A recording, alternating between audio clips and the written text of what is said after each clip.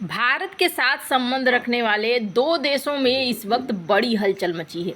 एक तो नेपाल है और दूसरा है तुर्की। दोनों ही जगहों पर प्रदर्शन ने बवाल खड़ा कर दिया है। नेपाल में राजशाही की मांग को लेकर शुक्रवार को हुए हिंसक प्रदर्शन में 2 लोगों की मौत हो गई। हिंसा को बढ़ावा देना, प्राइवेट प्रॉपर्टी को नुकसान पहुंचाने और आगजनी करने के आरोप में पुलिस ने 105 लोगों को गिरफ्तार किया। इनमें राष्ट्रीय प्रजातंत्र पार्टी के उपाध्यक्ष रविंद्र मिश्र, जनरल सेक्रेटरी धवल शमशेर राणा शामिल है। इसके अलावा स्वागत नेपाल, शेफर्ड लिम्बू, बहुत सारे लोग हैं जिनको पकड़ा गया है। 40 से ज्यादा नेपाली संगठनों के प्रदर्शनकारियों ने शुक्रवार को काठमांडू के तिनकुने में एक इमारत में तोड़फोड़ करने के बाद उसे आग के हवाले कर दिया। प्रदर्शनकारियों ने पुलिस पर पत्थर भी फेंके, जिसके जवाब में सुरक्षा कर्मियों को आंसू गैस के गोले दागने पड़े हैं। और यहाँ पर अब हालात ऐसे हो गए कि काठमांडू में कई जगहों पर कर्फ्यू लगाया गया। वैसे आपको बता दूं, किंग ज्ञानेंद्र पर परिवार के नरसंहार का आरोप भी है। नेपाल के पूर्व राजा ज्ञानेंद्र शाह पर 1 जून 2001 में हुए नारायण हत्याकांड में अपने परिवार के सदस्यों की हत्या का आरोप है। इस घटना में राजा वीरेंद्र, रानी ऐश्वर्या सहित शाही परिवार के 9 लोगों की मौत हुई थी।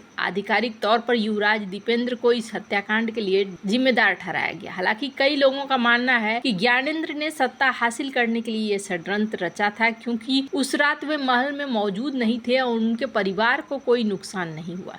इस रहस्यमयी हत्याकांड के पीछे सच्चाई आज भी विवादास्पद बनी हुई है। आंदोलन का नेतृत्व नवराज सुवेदी कर रहे हैं। वे राज संस्था पुनर्स्थापना आंदोलन से जुड़े हुए हैं। इनका मकसद नेपाल में राजशाही को बहाल करना है। दरअसल नेपाल में साल 2006 में राजशाही के खिलाफ विद्रोह तेज हो गया था। कई हफ्तों तक चले विरोध प्रदर्शन के बाद तत्कालीन राजा ज्ञानेंद्र को शासन छोड़कर सभी ताकत संसद को सौंपनी पड़ी। लेकिन अब नेपाल के जनता देश में फैले भ्रष्टाचार, बेरोजगारी और बार बार सत्ता परिवर्तन से परेशान हो गई है। सुवेदी का नाम तब सुर्खियों में आया है जब पूर्व राजा ज्ञानेंद्र शाह ने उन्हें इस आंदोलन का नेतृत्व करने के लिए उनका नाम आगे बढ़ाया। हालांकि उनके इस नेतृत्व को लेकर नेपाल के प्रमुख राजवादी दलों जैसे राष्ट्रीय प्रजातंत्र पार्टी और राप्रा नेपाल में कुछ असंतोष भी देखा गया। नवराज सुवेदी ने कहा कि हम अपनी मांगे शांतिपूर्ण तरीके से रखेंगे। नेपाली राज परिवार के नरसंहार की कहानी क्या है? तारीख 1 जून, जगह काठमांडू में नारायण हीती पैलेस के गार्डन में एक पार्टी चल रही थी। नेपाल के राज परिवार में हर सप्ताह ऐसी पार्टियां होती थी। पार्टी में राज परिवार के सभी मेंबर्स थे, छोटे बच्चों से लेकर बूढ़े सभी। इसमें एक राजकुमार दीपेंद्र भी थे। वो शाम 6:45 पर पार्टी में पहुंच गए। पास ही कमरे में बिलियर्ड्स खेल रहे थे। थोड़ी देर में महारानी ऐश्वर्या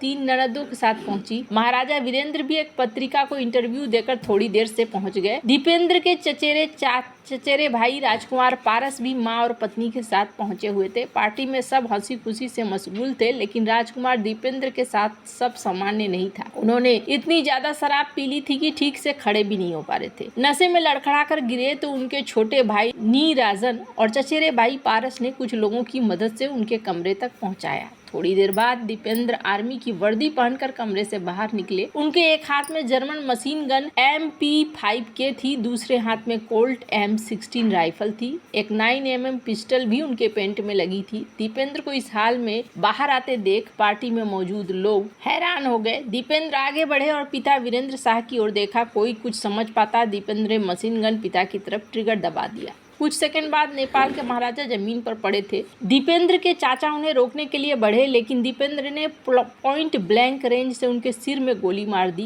गोली उनके सिर को छेदते हुए पार निकल गई। दीपेंद्र कमरे से निकलकर गार्डन में गए। अब तक वहां मौजूद लोगों को अनहोनी का अंदाजा लग चुका था। महारानी ऐश्वर्या उनके पीछे भागी। छोटे भाई प्रिंस नीराजन भी मां के साथ दौड़े, पर दीपेंद्र ने पहले अपनी माँ फिर भाई को गोलियों से छलनी कर दिया। 3 से 4 मिनट में दीपेंद्र 12 लोगों पर गोली चला चुके थे। आखिर में गार्डन से होते हुए बाहर तालाब पर बने ब्रिज पर खड़े हुए और जोर जोर से चीखने लगे। फिर खुद को भी सिर में गोली मार ली। मिनटों के कत्लेआम के बाद महाराजा वीरेंद्र की सांसें चल रही थी। दीपेंद्र भी अभी जिंदा थे। कुछ मिनट बाद कार से घायलों को ले जाया जाने लगा। संयोग ऐसा हुआ कि गोली चलाने वाले दीपेंद्र और जख्मी पिता वीरेंद्र को एक ही कार में हॉस्पिटल ले जाया गया। 9:15 पर घायलों को लेकर कारें अस्पताल पहुंची। थोड़ी ही देर देर में नेपाल के सर्वश्रेष्ठ heart surgeon, neurosurgeon, plastic surgeon पहुंच गए। रानी को कार से उतारते ही उन्हें मृत घोषित कर दिया गया। थोड़ी देर बाद महाराजा वीरेंद्र को भी। और एक बार में हॉस्पिटल में इतने घायल हुए थे कि ट्रॉमा में कोई बिस्तर नहीं बची थी। दीपेंद्र को स्ट्रेचर पर लाया गया, कोई बेड नहीं था, उन्हें जमीन पर गद्दा बिछाकर लेटाया गया, फिर उन्हें ऑपरेशन थिएटर में लाया गया। 3 दिन बाद 4 जून को दीपेंद्र की भी मौत हो गई। ये कहानी थी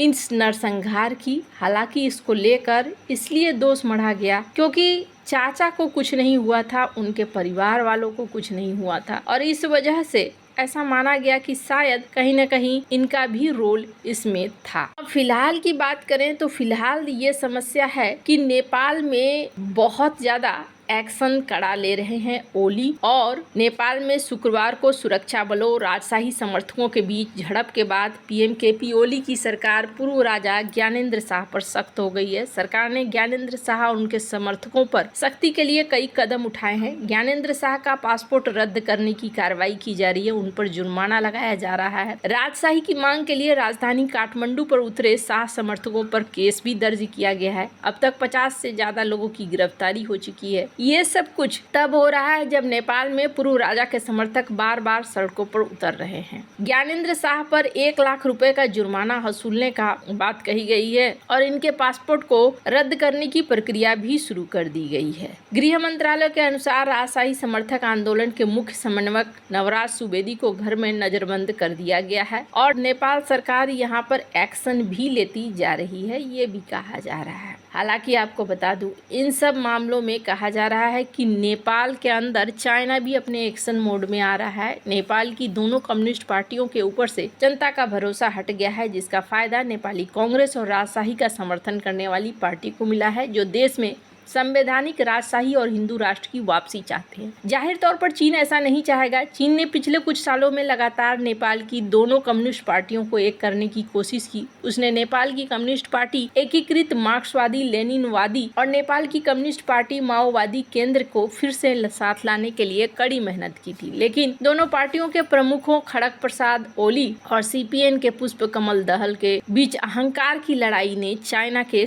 सारे प्लान पर पानी फेर दिया। चीन की वजह से पहली बार 2017 में दोनों पार्टियों में संसदीय चुनाव से एक दिन पहले गठबंधन की घोषणा की थी और दोनों पार्टियों ने मिलकर चुनाव लड़ा था, जिससे उन्हें निचले सदन और 7 प्रांतीय विधानसभाओं में 6 में बहुमत हासिल हुआ। ये दोनों पार्टियों की प्रचंड की बड़ी जीत थी, लेकिन जिस तरीके से यहाँ चल रहा है उसके बाद देखने को मिला है कि गठबंधन का कोई अंत ही नहीं हो रहा है और इस वजह से लोग ज्यादा ही परेशान हो रहे हैं। अब हालात नेपाल के ऐसे हो गए हैं कि आप समझ लीजिए कि 17 सालों में इन लोगों ने इतना घिसा पिटा रवैया अपनाया है कि बार बार सरकारें टूटी हैं और बार बार बनी हैं। कुछ इसी तरीके का काम चलता रहा है और इस वजह से ये देश कभी आगे भी नहीं बढ़ पाया। अभी दिक्कत ये है कि अमेरिका से मिलने वाले जो मदद हैं वो भी बंद हो गए हैं और कहा जा रहा है कि एमसीसी जैसे जो प्रोजेक्ट हैं उनको लेकर भी फिलहाल रोक पड़ी हुई है। तो चाइना में दिक्कत यही है कि चाइना यहाँ बहुत ज़्यादा इंटरफेयर करने की कोशिश करता है, जिसका असर ये सब देखने को मिलता है। वैसे आपको क्या लगता है इन सब मामले में, आपकी क्या राय है, कमेंट कर जरूर बताएं। चल मिलते हैं अगले वीडियो में नई खबर के साथ।